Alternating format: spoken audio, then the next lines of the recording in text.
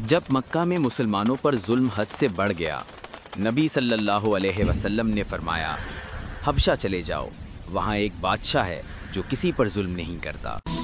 چند ایمان والے اپنے گھر بار، اپنا وطن، سب کچھ چھوڑ کر نکل پڑے۔ دلوں میں خوف ضرور تھا، مگر ایمان کی روشنی ان کے ساتھ تھی۔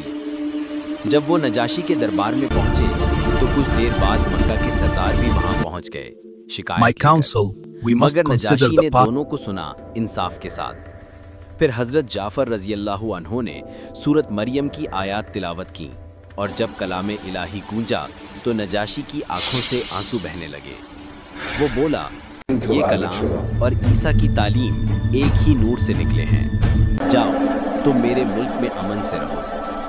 یہ تھا اسلام کی تاریخ کا پہلا ہجرت کا واقعہ، جہاں عدل، ایمان اور سچائی نے ظلم پر فتح حاصل کی۔